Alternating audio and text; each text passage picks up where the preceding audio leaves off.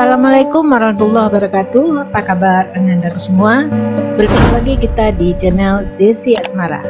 Kali ini kita akan membahas tentang lanjutan materi penginderaan jauh atau indraja, yaitu lebih tepatnya interpretasi citra. Dalam kegiatan penginderaan jauh, kita akan mendapatkan sebuah hasil, di mana hasil itu biasanya disebut dengan citra, yaitu gambaran suatu objek yang tampak pada cermin melalui lensa kamera atau hasil dari penginderaan jauh yang telah dicetak, atau lebih sederhananya disebut dengan gambar. Objek yang terdapat dalam citra ini memiliki karakteristik tersendiri. Hal ini dinamakan dengan kuncinya, yaitu interpretasi. Dalam menginterpretasi suatu citra atau hasil penginderaan, ada beberapa hal yang perlu kita perhatikan. Nah, kok bisa harus diperhatikan? Karena dengan memperhatikan beberapa hal tersebut, kita dapat melihat karakteristik objek dan mengidentifikasinya. Hal inilah diperlukan untuk menjelaskan penginderaan jauh yang telah kita lakukan. Nah, untuk lebih paham bagaimana interpretasi citra, sekarang kita lihat dulu tahapan dalam interpretasi citra. Interpretasi citra merupakan perbuatan mengkaji foto udara atau citra dengan maksud mengidentifikasi dan menilai arti penting dari suatu objek. Tahap interpretasi citra ini ada 4. Yang pertama, deteksi, tahapan pengenalan atau pengamatan suatu objek. Pada tahapan deteksi, kita melihat berbagai macam kenampakan objek atau permukaan bumi seperti berbentuk segi 4, garis lurus, permukaan bumi yang kasar, halus, dan lainnya. Yang kedua, identifikasi, melihat ciri objek berdasarkan warna, bentuk, tekstur, dan lainnya. Pada tahapan ini, pengelompokan objek yang memiliki ciri-ciri yang sama. Tahapan ini sudah mulai agak rumit dibandingkan dengan deteksi, karena melihat pola garis lurus dapat muncul berbagai kemungkinan. Apakah itu suatu jalan, rel kereta api, sungai, saluran irigasi, atau yang lainnya. Kemungkinan tersebut bisa saja dikelompokkan agar nantinya dapat ditarik kesimpulan akhir. Ada 3 ciri utama benda yang tergambar pada citra berdasarkan ciri yang terekam oleh sensor. Yang pertama, spektral, yang kedua, spasial, dan yang ketiga, temporal. Yang pertama, spektral, yaitu ciri yang dihasilkan oleh tenaga elektromagnetik dengan benda yang dinyatakan dengan rona dan warna. Rona itu merupakan tingkat kehitaman atau keabu-abuan suatu gambar atau objek, atau cerah dan gelapnya suatu objek. Benda yang memantulkan tenaga, maka ronanya pada citra cenderung akan lebih cerah dibandingkan benda yang tidak memantulkan cahaya atau tenaga. Adapun faktor yang mempengaruhi rona atau cerah gelapnya objek di permukaan bumi, yang pertama, karakteristik dari objek atau tinggi rendahnya suatu objek, sehingga mempengaruhi terhadap kasar dan halusnya. Yang kedua, bahan yang digunakan atau sensor, jenis film yang digunakan. Yang ketiga, pemprosesan atau emulsi. Yang keempat, keadaan cuaca, cerah, berawan, atau mendungnya tentu akan mempengaruhi tenaga yang sampai ke permukaan bumi. 5. Letak dari suatu objek, baik itu dilihat dari segi lintangnya, apakah wilayah tropis, subtropis, sedang, kutub, sehingga mempengaruhi terhadap besar atau kecilnya tenaga ke permukaan bumi. Dan yang terakhir adalah waktu pemotretan atau penyinaran cahaya matahari ke permukaan bumi. Contohnya, di Indonesia merupakan ada 2 musim, musim kemarau dengan musim hujan. Tentu waktu pencahayaan atau tenaga sampai di permukaan bumi lebih dominan pada musim kemarau dibandingkan dengan musim hujan. Yang kedua, spasial. Spasial merupakan ciri yang terkait dengan ruang, meliputi bentuk, ukuran, bayangan, pola, tekstur, situs, dan asosiasi. Dan ciri yang terakhir adalah temporal, ciri yang berkaitan dengan umur benda atau saat perekaman. Contohnya, rekaman sungai pada musim hujan tentu akan tampak cerah, sedangkan pada musim kemarau sungai itu akan cenderung tampak gelap.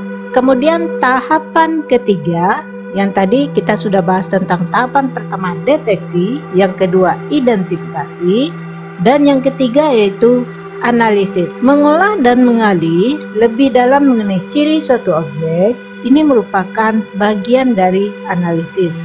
Jadi tahapan akhir dari suatu interpretasi yaitu penarikan kesimpulan atas pengelompokan objek-objek yang sudah dilakukan. Tahapan ini sering juga disebut dengan konvergensi bukti.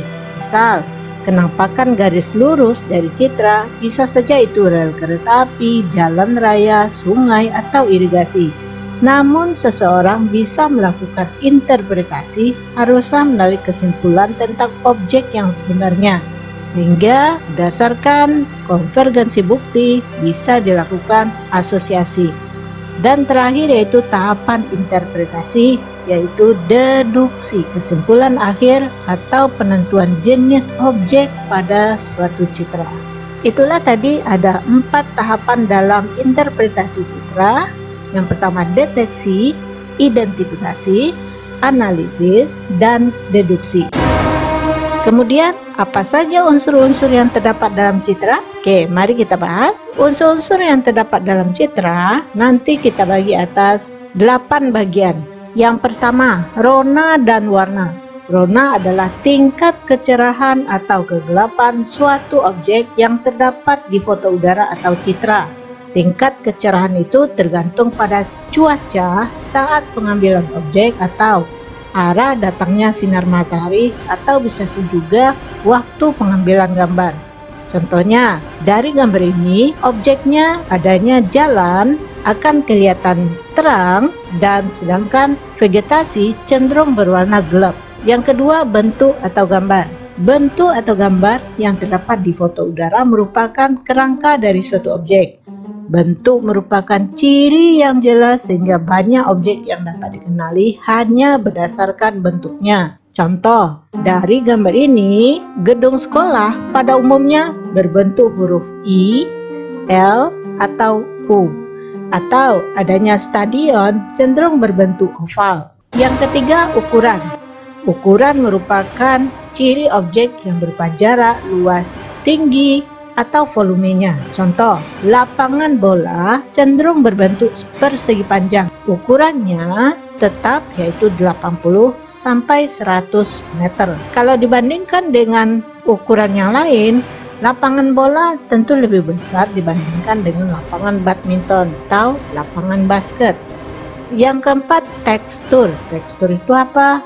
Frekuensi perubahan rona pada citra atau kasar, halus, dan sedangnya suatu citra atau gambar. Contoh, bentang alam tekstur kasar dari gambar ini dapat dilihat persawahan yang cenderung bertekstur halus dibandingkan dengan wilayah sekitarnya atau perbukitan yang cenderung bertekstur kasar. Kemudian pola. Pola merupakan susunan keruangan yang merupakan ciri yang menandai banyak objek bentuk manusia bagi beberapa objek alamiah. Contohnya, perkebunan sawit dengan pola yang teratur dan cara penanamannya. Kemudian, pola aliran sungai menandakan struktur geologis dari bentuk permukaan bumi tersebut. Dan bayangan. Bayangan bersifat menyembunyikan objek yang berada di daerah gelap. Contoh, bayangan dari situs purbakala atau suatu menara, sehingga menandakan dia tinggi atau rendahnya menara tersebut. Kemudian situs. Situs itu letak suatu objek terhadap objek sekitarnya. Contoh kalau di sini situsnya yaitu yang menunjukkan kenampakan pola pemukiman penduduk yang memanjang mengikuti pola jalan. Kemudian asosiasi. Keterkaitan antara satu objek dengan objek lainnya. Contoh, bandara dari gambar tampak lebih jelas karena berasosiasi dengan kumpulan pesawat atau banyaknya pesawat yang terparkir di area bandara. Dan terakhir, unsur interpretasi citra adalah konvergensi bukti, yaitu penggunaan beberapa unsur interpretasi citra sehingga lingkupnya menjadi semakin menyempit ke arah satu kesimpulan tertentu. Contohnya, tumbuhan dengan tajuk seperti bintang pada citra menunjukkan adanya pohon palem.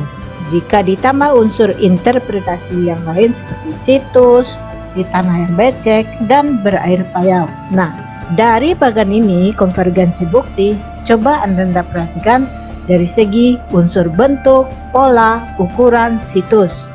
Kita bandingkan bentuk dari suatu objek yang hampir mirip, yaitu kelapa, kelapa sawit, nipah, enau, dengan sagu.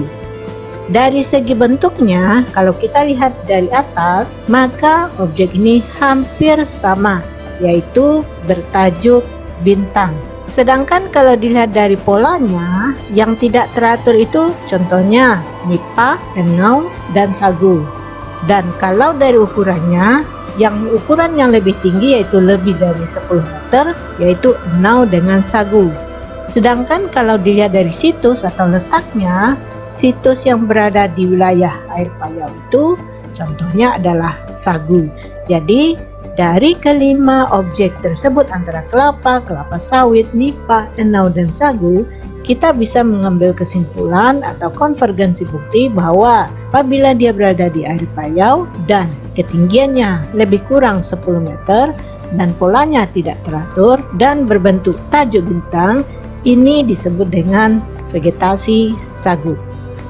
Demikianlah materi kita kali ini tentang interpretasi citra. Semoga Anda bisa memahaminya, dan mari saksikan dan tunggu tayangan video berikutnya, citra, foto, dan non-foto. Sekian, terima kasih. Assalamualaikum warahmatullahi wabarakatuh.